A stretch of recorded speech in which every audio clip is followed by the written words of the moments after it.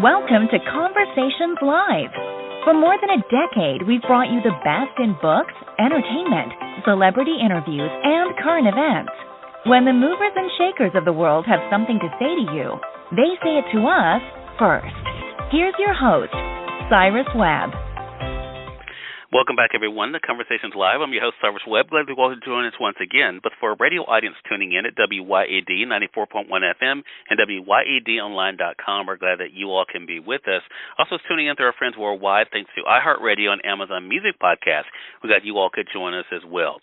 For those of us who may look at our lives and may not realize the importance of that saying, the grass isn't always greener on the other side, I think our next guest has written a book that will definitely help you to be able to appreciate not only your life, but also the memories and experiences you can have today. We're excited to welcome Emma Nadler to our broadcast. Emma's the author of the book I had a chance to read called The Unlikely Village of Eden. We'll talk to Emma not only about what she's learned about herself, about motherhood, but also appreciating life and what that is all means for all of us today as well. Emma, thank you again for the time. Really do appreciate you stopping by the program. So much for having me on the show. Yeah, the pleasure is definitely all mine. Emma, this book, and I will say my audience here in Mississippi on the radio side knows this, Emma, I'm not a parent myself.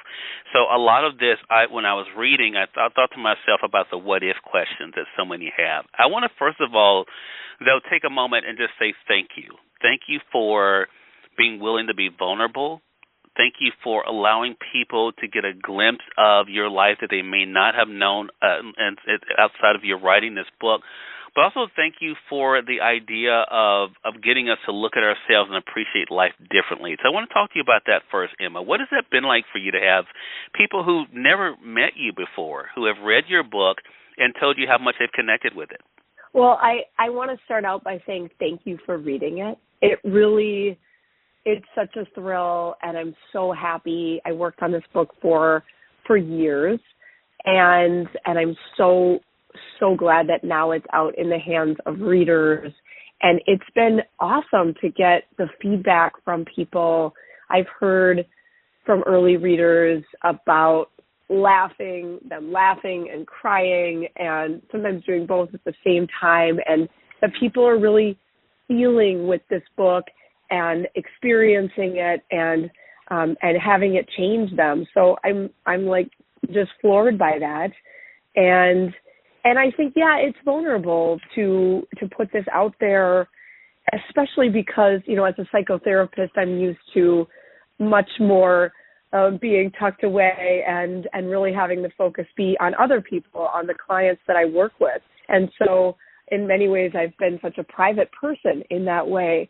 So it's been really, it's been liberating and a relief too to have this story out here, not just for me, but because I think so many caregivers, there's 53 million caregivers in the United States right now, and we often feel really alone and isolated. And this book is for, in part, that population. And I'm also really glad that people, Cyrus, like you, who might not be a caregiver or a parent, are also resonating with the main theme, which is, when life doesn't go to plan. Right. The word village comes up in interesting ways in this book, Emma. Of course, the title of the book is The Unlikely Village of Eden, and you kind of talk about, and of course we've all heard that saying, it takes a village to raise a child, and you really do show that in many ways, and the importance of support system. I want to talk about that because, for myself, of course, my ears kind of perked up when you mentioned caregiver. I had the privilege of being my grandmother's caregiver the last 9 years of her life, and I thought about that. It's so interesting you brought that up. As I was reading this book, because I think as we have the privilege of being there for those that we love, there's also the challenges that are there as well. And a lot of times people don't realize the impact. Did you realize at the time, Emma, how much you were changing as your life, not only as a mother was evolving, but just your journey in life was evolving?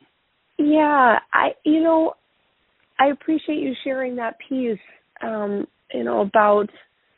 about being there for your grandmother as a caregiver, and that can be such a big and meaningful role.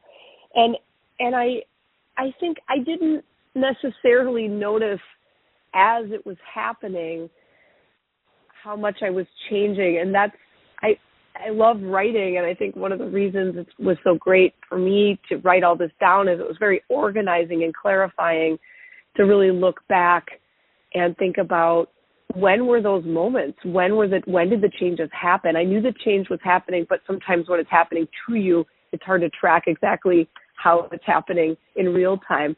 So in that reflection, I think it became even more illuminated to me, just the moments and how I changed. And I think that's an interesting exercise. And I think that can happen with lots of different types of creativity, as it helps us understand ourselves and see our situations more clearly. You know, there's so much attention placed these days, and I think sometimes unfairly, Emma, of what we expect from other people. And I think one thing the Unlikely Village of Eden shows, and I've learned it in my life, is that it is truly okay to admit that you're not okay. You know, we normally say it's okay not to be okay, but that to me is more internal. You know, there's that time that you talk about in the book that you're just like, I can't do this. You know, there's those moments that are so that you have to be so vulnerable. Talk to us about that. What was it like for you not to have to keep that in? It's one thing for you to deal with the inner turmoil, but what was it like for you to know that it was okay not to keep what you were feeling inside? Well, that was in many ways a relief, and I did reach out, you know, to my own therapist, because I like to say every good therapist should have a therapist, and I did seek support when I needed it, just like I would hope that listeners will also seek support from, you know, professionals, family, not be alone in the really hard moments of life, because, yeah, I think that saying out loud, I need more help, it did get me to a better place. And it was through admitting that and admitting my own imperfections and how exhausted I was. At that point, I had been doing the caregiving for 5 years, and with the lack of sleep, it really can catch up with you. And so I'm a big fan of sharing with trusted people in our lives. They have to be able to receive that information. It's important to think about, you know, who you tell, not just anyone. But it was helpful for me to be able to share that, and I did share that with my rabbi and with other people in my life. I want to make sure the name is, your child's name is pronounced Avi, is that right, or is it Avi? Yeah, yep, that's my son is Avi, and then my daughter is Eden, the namesake. Yep. Yeah. I wanted to bring it up because Avi, in that moment that I was referencing, I had made a note of it, Emma, you know, because basically you thought that you were saying this in a way when you said it's too much out of earshot, and yet Avi being there to be able to say, you know, and I could see my nephew. I don't have children, but I could see my nephew saying, you know, but that was kind of loud. You're not as alone as you think you are. And I think in those moments, right, I think it's that's where I think you can have those lighthearted thoughts, but also the realization of just getting those things out. Did this whole book feel like that for you, Emma, in many ways? You talked about writing and what you loved about it. Was that kind of part of the sigh of relief as well, just being able to say it, to put it somewhere where it could be said? That's been very healing for me, to be able to have this creative process and put this book in the world, and then have other people share with me that it is moving them, that it's resonating. Absolutely. And yeah, that moment, the scene that you're talking about was actually on Mother's Day. And it was a Mother's Day that it was, I've had some hard Mother's Days, and I really want to say to all the moms out there, and people who are not mothers, or people who have a different path, or people who have mothers that weren't able to be there for them in the ways that they most crave. I mean, this is a really complicated holiday, and I think we're really not doing it justice with kind of this card and flowers. I love flowers. Actually, I'm going to recommend people give flowers, but I think we could do. I mean, the more bouquets, the better. But I do think that we could also do so much more for mothers, parents, caregivers, in our society to support mothers and the work of parenting and families so that it doesn't just fall on one or two people in the household, the adults, that we could do so much more in our society to support these efforts and to recognize them for what they are, including, people, this is on a systemic level, but then also people like you who, maybe you're an uncle and you can be a part of things and you can help relieve that. That really matters.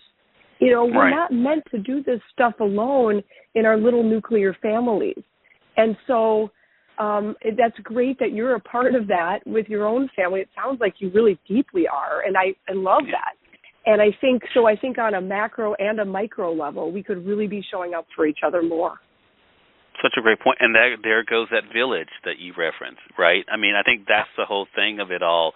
There's something else, if you don't mind, I'd love to talk about, if it's not too personal, Emma, because you talk about something else that is, I think, so powerful, and I'm sure other parents will get this, but I think we all can relate to this in some way. And that is, you talk about wanting to get to really know Eden.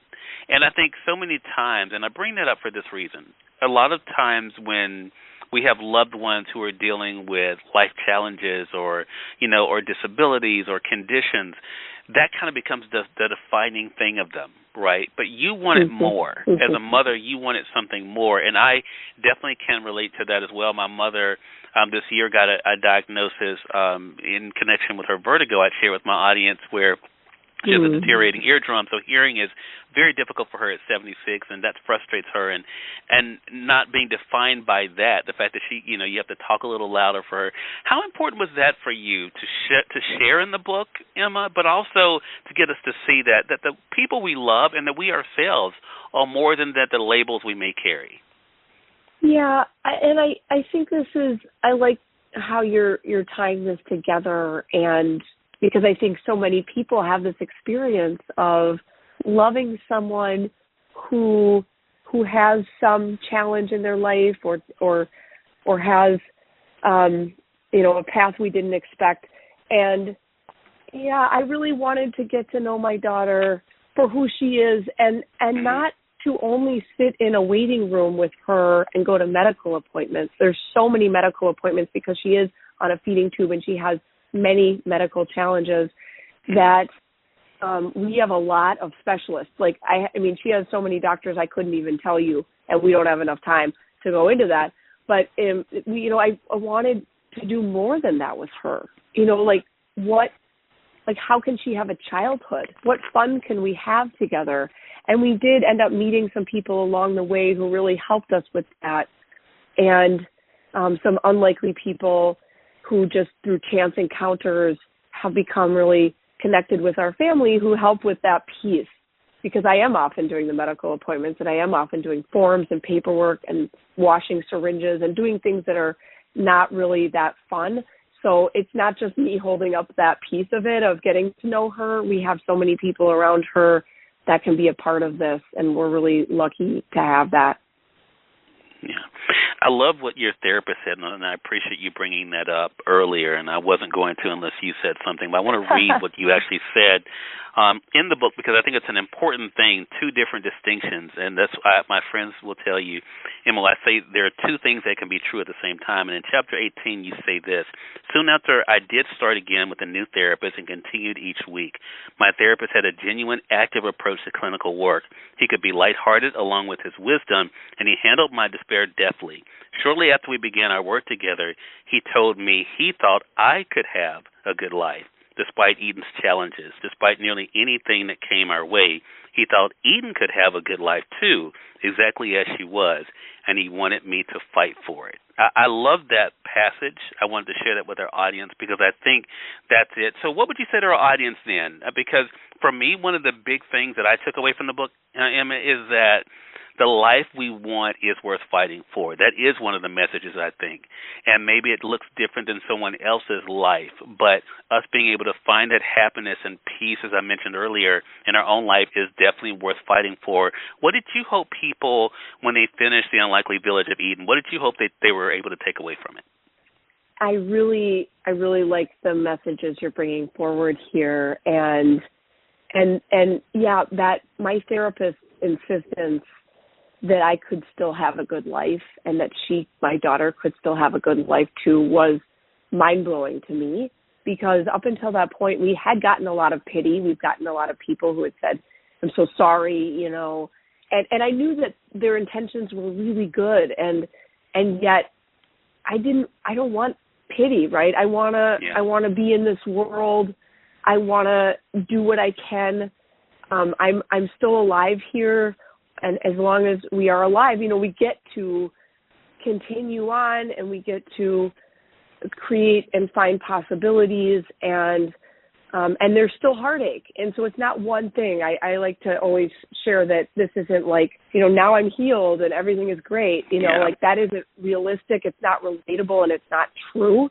I still live with grief, like most people who experience grief. We do have grief, and we bring it with us. And it changes, though. And so, you know, it's all in there. And I think that's what I want people to take from the book, is just like the full human experience. Like, yes, things can be really heavy and hard and heartbreaking, and there can still be space for connection, for good, deep relationships, for joy, for dance parties, for, as my daughter likes, Lady Gaga or whatever pop star we want to, you know, jam out to in my living room. It's all there. And it doesn't have to be one thing or another. And I know that when people are going through acute grief, it skews definitely towards the much heavier side of things. You might not be blasting Lady Gaga at that point, but I hope that through time, you know, we find ways to reclaim a life. And I really wanted to bring that message forward in a way that maybe I hadn't exactly seen before in a book, that we can hold all of it together. Love that. Well, and I should let our audience know, read the book all the way through. Lizzo makes an appearance in there as well, so you'll find something, a connection with Lizzo as well in the book. Again, everyone, Emma Nadler has been our guest. Emma, great conversation with you. Thank you so much again for stopping by. The Unlikely Village of Eden is the book, available wherever you buy your books. Of course, our friend is Amazon.com, but you can get it from your favorite local bookstore as well. I hope I didn't go too far over time, Emma, with you, but would you let our audience know how can they stay connected with you? Yeah, and I really want to thank you for this great conversation. I really enjoyed being on this show, Cyrus. And you can follow me on Instagram at Emma Nadler Writes. It's EMMANADLER Writes, or check out my website, emmanadler.com. Thanks again for having me. More than welcome. Definitely looking forward to speaking with you again, Emma. And we thank your audience for tuning in to another great segment of Conversations Live. Until next time, I'm your host, Cyrus Webb, saying as always, enjoy your day, enjoy your life, enjoy your world. Thank you all for choosing Conversations Live, and let's go make today amazing. Take care.